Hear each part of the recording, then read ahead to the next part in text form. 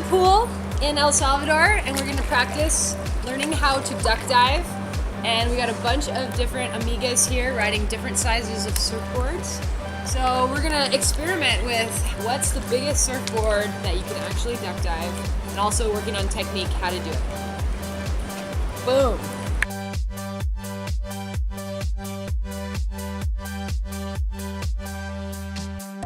So the key to a good duck dive, number one, you need to have some speed. That's gonna make it easier. Number two, it's a timing thing, where you do it on the wave. And then it's also the physical aspect, where you put your foot on the back of the board. And that's, all those things are gonna change a little bit based on the size of your surfboard. I have this little tiny, really cute 5'4", and it duck dives really, really easily. So you wanna get up some speed. You want to have your hands just kind of like right at your shoulder. The first step is to push down. And I like to keep my knee on the board to kind of hold the board, like help it push down. Like you push down with your hands and then you're keeping it underneath you with your knee. And then once you get down to the depth, then you push through with whatever reaches. Like I use these little tiny boards, so a lot of time I'm pushing with my shin right here. And then if I want to go really deep, then I'll put my foot on there. But a lot of times if I'm being lazy and it's not really that big a wave, I just push with my shin. But if I had a longer board and my foot reached the edge of the board, then I would always push with my foot. And then another thing that we've seen girls do that doesn't really work that well is they think they got to get the foot all up. So they go for their duck dive and they like spread the leg out, and then the board goes all like that. So to those girls, I tell them to keep your knees in the middle of the board and then get your foot on from there. So now that you got your body right, let's talk about timing. What you want to do is get some speed up and start your duck dive soon enough that you can get underwater before the wave hits you. You want to get underneath the whitewash so that it can go over you and you come up on the other side. If you start the duck dive too late, the wave hits you before you have a chance to get deep enough. If the wave hasn't broken yet, if it's just cresting at the top, you can wait till the last minute and just kind of duck dive underneath the lip. But if you're dealing with whitewash, you gotta start a little bit sooner so you can get all the way underneath it. The whitewash passes over you and you come up on the other side.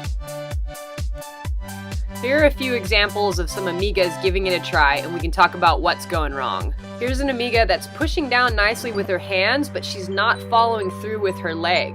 So the board doesn't scoop through the wave very nicely. If you have a really good push down, but there's no follow through, then the board just goes out that way. This is what you want the board to do underwater. Scoop down and then come back up on the other side of the wave. This amiga is pushing down really nicely. She's scooping through with her leg, but her upper body's not getting down to the depth where the board is. So even though the board is deep, her body's not getting underneath the whitewash. Another thing that will help your duck dive be more awesome is keeping your eyes open. Probably not recommended if the water's super gross or if it's a little tiny whitewash on the inside with tons of sand. But if you're outside and there's a big wave coming, keeping your eyes open will help you because the whitewash is not uniform. It's not like a complete wall of darkness. There's like patches of more turbulent water and then there's patches of more airy water. And you can actually move yourself into the lighter patches and avoid some of the force? Yeah, you can avoid some of the force of the wave if you look for it. And if, worst case scenario, the big force is gonna hit you, at least you see it coming and kind of brace for it. I don't wear contacts, but Jackie does, and Jackie says that she still opens her eyes underwater and very rarely loses a contact. So a lot of girls come down on retreats and they say, I really want to learn how to duck dive, but then they bring these like really big boards. This is a 6'4", so it's super hard to duck dive a board like this. Like even for me, it's really challenging, and for someone who's not good at duck diving, it's going to be nearly impossible. So keep that in mind. The problem might be your surfboard. But just for fun, we'll try and duck dive it in the pool. Let's see if I can make it go under.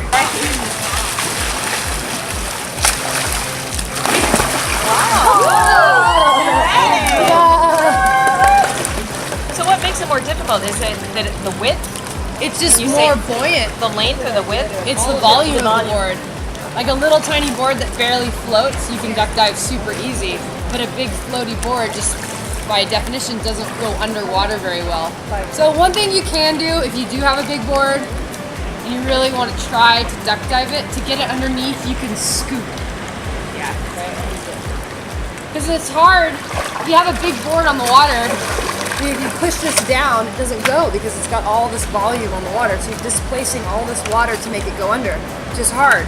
But if you tilt it, then it'll go under much easier.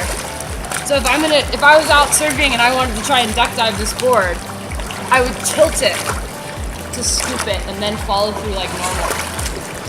And that's how you duck dive. Woohoo! Thank you. Yeah. Now we're gonna need some longboards because Jackie's gonna do a how to turtle roll.